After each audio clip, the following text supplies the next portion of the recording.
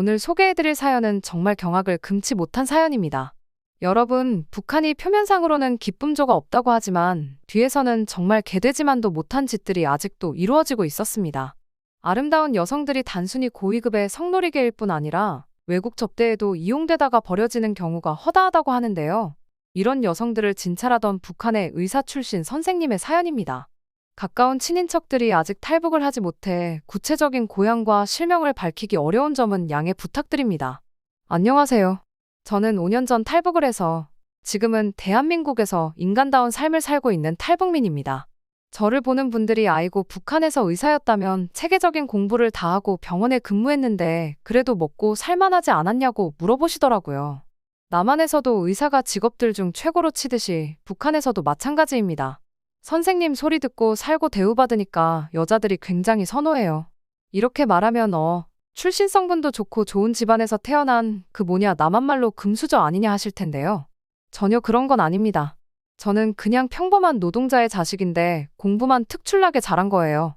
이게 부모님 고생하는 걸 보고 자라니까 더 열심히 공부했던 것도 있습니다.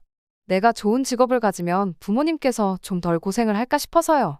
그런데 북한 사정이 워낙 안 좋다 보니 아무래도 의사들도 쉽지가 않습니다. 다른 것보다 사람을 치료하려면 기본적으로 약품도 있어야 하고 또 어느 정도 수술 기계나 이런 게 갖춰져야 하잖아요. 그런데 문제는 약품 공급이 제대로 안 돼요. 위에서 공급이 안 되는데 아픈 사람들을 어떻게 치료하겠어요. 그런데 약보다 더 심각한 건 전기입니다. 의료기기도 다 전기로 돌아가잖아요. 그런데 전기 공급을 넉넉하게 받지 못하니까 위급한 환자가 오면 제일 먼저 하는 게 관리하는 쪽에 전화해서 전기 좀 넣어달라고 해야 해요. 그리고 여름, 겨울처럼 온도가 심하게 변할 때 적정 온도 유지가 안 되니까 아무래도 수술할 때 위험한 것도 크고요. 열악한 환경에서도 최대한 사람을 살려보겠다고 노력은 했지만 이게 계속 매일매일 쌓이다 보니 점차 회의감이 세게 오더라고요. 이게 좀 나아져야 할 텐데 언제쯤 이게 좋아질까 해서 이제 평생 이러겠구나 싶었어요.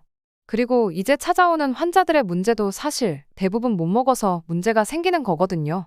굶어 죽은 사람 본 적 있으세요? 아마 남한에서는 본 적 없으실 거예요.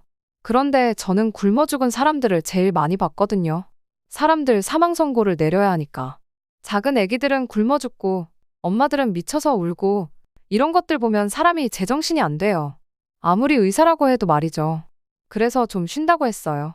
다들 말렸죠. 실력이 좋은데 계속 일해야 한다고 우리 병원 과장님이랑 원장님 모두 말했는데 그냥 몸이 좀 아프고 힘들다고 했어요. 그랬더니 쉬게 해주더라고요. 그렇게 쉬는데 어느 날 병원 원장님이 연락을 주시더라고요. 너가 실력도 좋고 한데 쉬는 게 너무 안타까워서 이번에 좋은 자리가 나서 추천했다고요.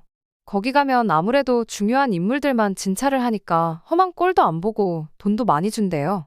대신 입이 무거워야 하는데 너가 아무래도 적임자인 것 같다고 하더라고요. 저를 생각해준 거라 너무 고마운 마음에 다시 근무를 하기로 했어요. 험한 꼴을 안 본다는 것도 혹했고요. 그런데 거기가 아주 생지옥이었습니다. 저 추천한 원장님이 절 왜 그런데 넣었을까 싶었는데 제 생각엔 원장님도 잘 모르니까 그런데 추천한 거 아닌가 싶어요. 알면 추천 안 했겠죠. 대부분의 북한 사람들은 잘 모르니까요. 전 그렇게 믿어요. 병원 시설은 북한에서 제일 좋고 거기는 전력 공급도 괜찮고 약품도 있었습니다. 대신 환자가 제한적이었어요. 그 기쁨조 여성들, 그분들을 진찰하는 거였습니다. 진찰이라고 말하기도 좀 민망한데 주된 일이 성병치료와 낙태였어요. 그 여성분들이 아니면 이제 북한에서 간부급 관계자분들의 은밀한 치료를 진행하고요. 그래서 거기는 비밀 서약서도 쓰고 들어갔어요. 이걸 가족에게도 알리면 안 된다고 그랬죠. 그리고 환자하고도 개인적인 소통은 금지였습니다. 치료를 위한 것 외에는 질문이 불가능했고 진료할 때에도 보위부원이 뒤에서 항상 지키고 서 있었어요. 그래서 처음엔 왜 자꾸 이런 여자들만 오지 싶었죠. 그러다가 우연히 내원한 여자분하고 이야기를 할 일이 생겼습니다. 진료 과정에서 어쩔 수 없이 탈의를 해야 할 일이 있었는데 앳된 여자애가 보위부원 지켜보는 데서 옷을 벗으면 좀 그럴 것 같아 망설이고 있었어요. 어떻게 말을 해야 하나 하는데 갑자기 병원이 정전이 된 거예요. 근데 그때 중국에서 누가 왔다고 연락이 오더라고요. 그러니까 진료실이 3층인데 1층까지 그 보위부원이 사색이 되어서 뛰어내려갔어요. 어쨌든 외국 손님 왔는데 정전된 병원은 개망신이니까 그랬던 것 같아요.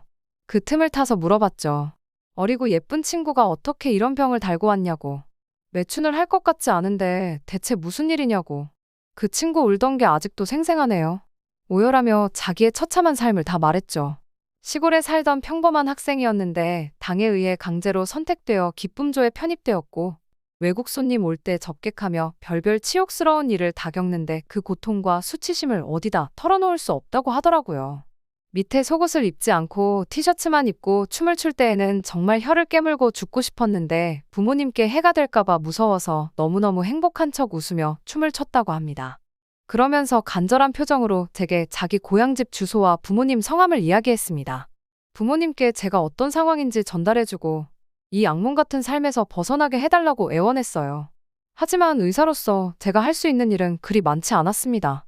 우선 최선을 다해 그 여자를 치료해줬어요. 우선 제가 할 수 있는 최선이었습니다. 그리고 그날 저는 깊은 고민에 빠졌죠. 더 이상 이런 일이 반복되어서는 안 된다는 생각이 간절했지만 동시에 이 일들의 톱니바퀴 중 하나가 나라는 사실이 너무나 슬펐습니다. 그리고 조용히 이 여자들에게 어떤 일이 일어나는지 알아보기 시작했어요. 보이부원들에게도 괜히 친한 척 다가가 하나씩 캐내기 시작했죠. 이 과정에서 저는 여성들의 실상에 대해 더 깊이 알게 되었고 그럴수록 충격과 분노는 깊어만 갔습니다. 끌려간 여자들은 한결같이 처참한 삶을 살았어요. 예쁘고 꽃 같은 나이에 그냥 성적 쾌락을 위한 도구로만 쓰여지기 때문에 폭력과 학대, 강제 낙태는 일상이었고 그 과정에서 심각한 정신적, 육체적 상처를 입었죠. 제가 만난 한 여성은 하룻밤에도 여러 명을 상대하며 잠을 한숨도 못 잔 적도 있다고 했습니다. 더 놀라운 건 그 대가로 얻는 돈조차 위해서 가져갔다는 거예요. 그 친구는 극심한 우울증과 트라우마에 시달리고 있었어요. 저를 찾아와 진료를 받는 기쁨조 여성들을 볼 때마다 제 무력함을 절감했습니다. 의사로서 그녀들의 몸은 어느 정도 치료할 수 있을지 몰라도 마음의 상처까지 어루만져 줄 수는 없었으니까요. 가끔은 이 일을 그만두고 싶다는 생각마저 들었죠. 하지만 그럴수록 제 양심이 저를 붙잡았습니다. 차라리 눈 감고 모른 척 살아가는 게 마음 편할지도 모르겠지만 그건 제 소명을 저버리는 일이라고 생각했습니다. 제일 괴로웠던 건 낙태 수술을 집도할 때였어요. 이게 여자 몸에 얼마나 나쁜 건지 잘 아니까 차라리 낳는 게 낫잖아요. 그런데 아이를 낳고 안 낳고는 당해서 정합니다. 아이를 낳는 경우도 있거든요. 외국 인사에게 아이를 인질로 스캔들을 폭로할 거라고 협박하면서 돈을 뜯는 경우요. 근데 그 외국 인사의 활용 가치가 떨어지면 다른 사람을 상대해야 하니 낙태를 했죠. 그 과정에서 출혈이 심해져 사망하는 여성들도 있었습니다. 아니면 밤에 끌려가 남성들을 상대하다가 가학적이고 변태적인 행위들 때문에 사망하는 경우도 있었어요. 제가 차마 다 여기에 말할 수는 없는데 밑에 뭘 넣는 경우가 많았어요. 그리고 때리면서 하는 경우도 많았고요. 몸에는 멍자국이 가득하고 가끔 어딘가가 부러져서 오는 경우도 많았으며 목졸림의 흔적이 발견되는 경우도 여럿이었습니다. 대한민국처럼 정상적인 나라면 당연히 뒤집어질 이야기죠? 그런데 북한에서는 여전히 이런 일들이 일어나고 있어요. 제 아무리 폐쇄적인 사회고 아버지 장군님을 위해서라지만 이게 과연 옳은 일인지 회의가 들곤 했습니다.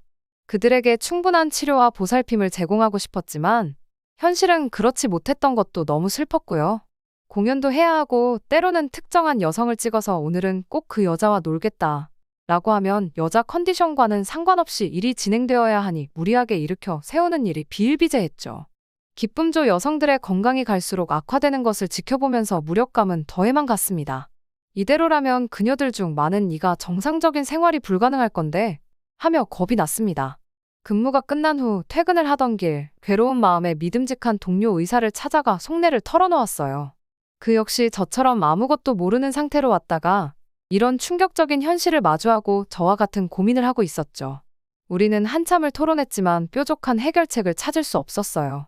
설령 이 문제를 공론화한다 해도 당을 상대로 어떤 변화를 이끌어낸다는 건 솔직히 불가능에 가깝고요. 그래도 포기할 순 없었어요. 우리는 작은 실천이라도 해보기로 했죠. 몰래 피임약을 구해다 기쁨조 여성들에게 나눠주고 수술 후 최대한 건강을 되찾을 수 있도록 꼼꼼히 치료해주기로 했어요. 위험을 무릅쓰고라도 그들에게 인간적인 대우를 해주고 싶었거든요. 피임약을 공급하다 걸리면 총살이겠지만 그래도 이게 제가 할 수 있는 최선이었습니다. 하루하루 양심의 가책과 싸워가며 버텼지만 마음의 상처는 점점 깊어만 갔어요.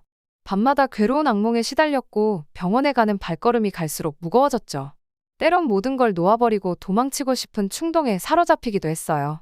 하지만 여전히 환자들을 내팽개칠 순 없었습니다. 오히려 제가 버티지 못하면 그들은 더 큰 고통에 놓일 거란 생각에 이를 악물고 견뎌냈죠. 가끔은 힘에 부쳐 주저앉고 싶었지만 어린 친구들이 저를 의지하고 있었기 때문에 제가 그만두면 안 된다고 생각했어요. 제가 제공하는 약간의 호의가 이 친구들에게 큰 힘이 될 것도 알고 있었고요. 어쩌면 지금 당장은 아무것도 바뀌지 않는 것 같겠지만 먼 훗날 누군가가 이 이야기를 듣는다면 제 선택이 헛되지 않았음을 알아주지 않을까요? 기약 없는 싸움이지만 언젠가 끝이 있으리라 믿으며 저는 그냥 매일매일에 충실했던 것 같습니다. 그러던 중 한 기쁨조 여성의 사연을 계기로 저는 중대한 결심을 하게 되었어요. 이 친구는 아이를 낳았던 친구였거든요. 보이부원을 눈을 피해 제게 증상을 써서 설명하는 척하며 자기 사정을 이야기했습니다. 중국 정치인인의 아이를 낳았고 아이를 낳은 뒤 단 한 번도 아이 얼굴을 보지 못했다고 하더라고요. 어린 아이에게 먹일 젖이 차오르는데 짠해서 바닥에 버리며 자신이 대체 왜 이러고 살아야 하는지 모르겠지만 아이를 나중에 보여준다고 해서 버텼는데 그 중국 정치인이 중국에서 뇌물수수로 사형을 당했다고 해요. 그래서 더 이상 쓸모가 없어져서 그 아이를 그냥 땅에 묻어버렸다고 합니다. 그리고 그걸 아무렇지 않게 이 여자에게 전달하고 그러니까 아이는 이제 못 본다고 했대요. 이게 대체 무슨 일일까? 제가 들었던 수많은 이야기들 중에 가장 충격적으로 비인간적인 이야기였습니다. 정말 깊이 고민했어요. 과연 제가 무엇을 해야 할까요? 계속 이 자리를 지키며 미약하나마 변화를 이끌어내려 노력해야 할까요? 아니면 이 터무니없는 현실에서 벗어나 새로운 삶을 모색해야 할까요? 저 역시 기쁨조 여성들처럼 이 절망적인 상황에서 탈출하고 싶다는 생각이 간절했고 힘없이 사라져간 이 여성들의 가족들에게도 뭔가 알려야 한다는 생각을 했습니다. 오랜 고민 끝에 저는 탈북을 결심했어요. 더 이상 이 지옥 같은 현실을 견딜 수 없었거든요. 그 전에 제가 알고 있던 접대 중 사망한 기쁨조 여성들의 부모님들께 이 현실을 알리는 편지를 써서 전달하는 작업을 했습니다. 아무것도 모르고 있는 분들이니까요. 그리고 북한에서 의사로서의 지위와 안정을 포기하고 탈북을 선택했습니다. 어찌 보면 아주 치사한 짓을 했을 수도 있습니다. 저 혼자 자유롭고 인간적인 삶을 살자고 튄 거니까요. 그런데 한편으로는 그들의 어두운 내막과 인권 유린을 다 알고 있는 제가 이런 내용들을 국제사회에 알리고 기쁨조의 실상을 알리는 계기가 될 수 있으리란 희망도 있었습니다. 남조선에 가서 이 비극적인 이야기를 널리 알린다면 언젠가 국제사회가 나서서 북한 여성들을 구원해주지 않을까요? 그리고 몇몇 여성들은 제가 도와서 탈출을 할 수 있도록 도울 수 있을 것 같았습니다. 때마침 중국 정치인들 접대를 위해 몇몇 여성들과 제가 중국에 갈 일이 생겼거든요. 이때구나 싶었죠. 이때 탈출하지 못하면 저도 여자들도 탈북할 수 기회는 다시 만나지 못할 것 같았어요. 저를 마치 엄마처럼 따르던 여성들이고 이미 죽은 것과 다를 것 없는 비참한 삶이기 때문에 탈북을 하다 죽나 여기서 죽나 매한가지라며 모두 주저없이 동참하겠다고 했죠. 우리는 은밀히 탈북 계획을 세웠습니다. 적절한 시기와 탈출 경로를 물색하고 만일의 사태에 대비해 여러 방안을 마련했어요. 그리고 마침내 그날이 다가왔습니다. 늦은 밤 보이부원에게 제가 비싼 술과 안주를 대접했어요. 여기까지 와서 날 새서 경비를 서느라 수고가 많다면서요. 한사코 거절했는데 달러를 찔러 넣어주며 우리 잠깐 야시장 구경 좀 하고 바람 좀 쐬고 싶다고 했죠. 눈동자가 흔들리는 걸 발견하고 달러를 한 뭉텅이 더 찔러 넣었습니다. 돈이면 안 될 게 없는 세상이 북한이기도 하죠. 이 꽃다운 여자애들을 괴롭히는 이유도 결국은 돈이니까요. 외화벌이의 수단으로 쓰이는 여성들을 위해 제가 모은 달러를 아낌없이 뿌렸습니다. 그리고 술이 얼큰하게 취한 보이부원을 뒤로하고 야시장을 구경하러 나가는 척 도망 나왔어요. 브로커와 시장통에서 접선하고 우리는 그대로 라오스로 향했습니다. 드디어 우리가 북한을 탈출한 거예요. 숨이 턱 막히는 긴장감 속에서 택시를 몇 번을 갈아타며 우리는 말없이 앞만 바라보고 있었습니다. 낯선 언어, 분명히 엄청난 인력을 풀어 수배를 내렸을 게 뻔한 북한의 상황, 그리고 북한의 남은 가족들까지 온갖 생각이 머리를 괴롭혔어요. 그래서 국경을 넘는 순간 저는 두려움과 희망이 뒤섞인 복잡한 심경이었습니다. 자유를 향한 길이 결코 평탄치 않으리란 걸 잘 알고 있었지만 그 과정에서 인간적인 고뇌가 참 심했던 것 같아요. 하지만 이런 고뇌도 대한민국에 도착한 순간 모두 사그러들었습니다. 대한민국 땅에 그 땅에 발을 딛는 순간에는 그냥 마음이 다 놓이며 엄청난 감동에 휩싸였던 그날이 아직도 생생해요. 국정원에서의 조사도 다른 탈북민들 이야기 들어보면 처음에 되게 긴장했다고 하던데 저는 겁이 하나도 안 났어요. 이걸 털어놓고자 탈북한 거니까 오히려 드디어 이 사실을 알릴 수 있는 사람들을 만나는구나 해서 기뻤죠. 다른 탈북민들이 국정원을 처음에 무서워하는 건 당연하긴 해요. 북한의 보위부가 탈북민들 입장에서는 국정원이거든요. 북한 주민들에게 보위부는 그냥 저승사자예요. 그 사람들이 인상 쓰고 나를 찾아왔다 하면 그냥 나 죽는구나, 어디 끌려가는구나 하면 되거든요. 그런데 여긴 그런 게 아니잖아요. 너무너무 인간적인 대우를 해줬고 제가 보고 들은 내용에 대해서도 어느 정도 파악을 하고 있어서 이야기하기도 편했어요. 있는 그대로 제 이야기를 다 들어줬고 공감도 해줬고 제 탈북 과정에서 이렇게 여러 명 데리고 나온 것에 대해서 대단하다고도 해줬고요. 딱 하나 돌아가신 우리 어머니와 아버지 기일이 돌아오니까 너무 슬퍼지더라고요. 그래서 국정원에서 조사받던 그 시기에 제가 부탁을 하나 했거든요. 조금 있으면 우리 아버지 기일인데 간단하게 내가 북쪽 바라보고 작은 상차림이라고 했으면 좋겠다고요. 그랬더니 과일이랑 술, 포 뜬 거 이렇게 해서 제사상도 준비해줬습니다. 세상에 이런 나라가 어디 있겠어요. 그래서 대한민국은 처음부터 지금까지 그냥 뭐 좋은 추억 그 자체예요. 조사를 받으면서 기쁨조였던 여자들은 이제 저도 만나보질 못했어요. 조사받을 땐 못 보게 하더라고요. 그런데 이제 하나원에서 몇몇은 만났는데 다들 얼굴이 몰라보게 좋아졌더라고요. 나만의 병원이 그렇게 좋다고 여러 가지로 몸이 많이 상했던 친구인데 병원에 잠깐 입원도 시켜주고 치료를 지극정성으로 해줬대요. 미안할 정도로 대한민국이 제게 잘해준다며 자기가 나가서 뭘 해서라도 이 은혜를 대한민국에 갚겠다고 하더라고요. 저도 마찬가지 생각이에요. 사실 대한민국이 살기 좋은 건 맞는데 처음에는 낯선 환경에 적응하기가 쉽지 않았어요. 특히 우리는 러시아 말이 편하지 영어는 정말 모르거든요. 그런데 영어 단어들이 너무 많이 들리고 이러니까 소통이 어렵더라고요. 그래도 제가 의사 출신이고 북한에서 엘리트 소리 듣는 사람인데 말을 못 알아듣고 자꾸 사람이 멍청해지는 느낌이 드는 거예요. 그래도 이건 어떻게 해요? 다른 나라니까 제가 공부를 해야죠. 제가 그래도 이렇게 정착을 하는 과정에서 대한민국의 공무원분들이 정말 많이 도움을 주셨어요. 경찰분들이 제게 책도 선물해 주시고 영어 공부를 어떻게 하라고도 알려주시고 그렇게 제가 차근차근 새로운 삶을 개척해 나가고 있습니다. 무엇보다 마음 깊이 감사한 건 저의 탈북 소식을 듣고 많은 분들이 북한 여성들의 인권 문제에 관심을 가져주기 시작했다는 거예요. 이런 일이 일어나는구나 하고 알려진 것만으로도 저는 너무너무 만족합니다.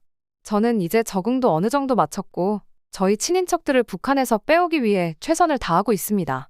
저 때문에 지금 고생하고 있을 텐데 너무 미안한 마음이에요. 중국 브로커를 통해서 접선 중인데 조만간 곧 나올 수 있지 않을까 싶어요. 제 친인척들만 나오게 되면 저는 이후에는 할 수 있는 한제 이야기를 널리 알리는데 힘쓰고 있어요. 기쁨조 여성들이 겪는 끔찍한 고통, 강제 낙태와 성적 착취의 실상을 생생하게 증언하고 다니고 싶어요. 몸을 좀 사릴 수밖에 없는 시기라 거절했던 각종 언론 인터뷰에도 응하고 인권 단체들과 연대해서 캠페인도 펼치고요. 대한민국에서 너무나 행복하게 잘 살고 있지만 가끔은 과거의 트라우마가 되살아나 힘들 때도 있지만 탈북을 하게 된 이유를 생각하면 제 힘듦은 아무것도 아니라고 생각해요. 제가 북한에서 문제들을 보고도 외면했던 저의 이기적인 모습을 드러내는 게 부끄럽다고도 느껴지지만 그것이 지금도 희생당하는 여성들을 구하는 일이라면 기꺼이 감수할 각오가 되어 있습니다. 지금도 수많은 여성들이 엄청난 아픔을 겪고 있을 거예요. 그들의 절규가 세상에 묻히지 않도록 제가 목소리를 내는 게 곧 그들을 대변하는 일이라고 믿습니다. 제2, 제3의 기쁨조가 더 이상 탄생하지 않고 북한의 인권 상황이 개선되는 그날까지 저는 멈추지 않고 외치며 싸워나갈 거예요. 물론 이 길이 쉽지만은 않을 겁니다. 아직도 탈북 과정에 상처가 아물지 않은 기쁨조 여성들을 보면 쉽지 않겠다는 생각도 하고 사람 일이 늘 계획한 대로 되는 것은 아니니 앞으로도 난관이 많겠죠. 그럴 때면 기쁨조에서 만난 여성들 그리고 평양의 병원에서 보았던 수많은 북한 주민들의 모습을 떠올리고 힘을 내려고 합니다. 그들을 위해서라도 제가 꿋꿋이 나아가야죠. 지금 이 순간에도 북한 어딘가에선 한 여성이 고통받고 있을 수 있습니다. 또 고위급 전용 병원에서 저처럼 끔찍한 현실을 마주하고 탈북을 결심하는 이가 있을지도 모르고요. 절망 속에서도 작은 희망을 놓지 않는 그 용기 있는 이들에게 저는 연대의 메시지를 보냅니다. 여러분은 혼자가 아니에요. 우리가 함께 이 길을 걸어갈 거예요. 비록 지금은 암흑 같은 시간을 보내고 있겠지만 포기하지 마세요. 여러분의 목소리에 귀 기울이는 사람들이 있다는 걸 잊지 말아요. 우리가 서로 손잡고 나아간다면 반드시 새로운 역사를 써내려갈 수 있을 거라고 저는 굳게 믿습니다. 자유를 향한 여정은 결코 끝나지 않았어요. 오히려 이제 막 시작이라고 할 수 있죠. 고난의 시간을 딛고 일어선 우리가 더 나은 세상을 향해 함께 달려나가기를 기대합니다. 아무쪼록 제 이야기가 잠시나마 여러분에게 위로와 희망이 되었으면 좋겠네요. 오늘 제 이야기를 들어주셔서 고맙습니다. 끝까지 제 이야기에 귀 기울여주셔서 정말 감사해요. 기억해주세요. 우리의 작은 연대와 관심이 세상을 바꿀 수 있다는 걸. 북한의 여성들, 그리고 북한에서 억압받는 모든 이들을 위해 작은 관심들이 모여 큰 변화를 가져다 줄 수 있을 거라 생각합니다. 감사합니다.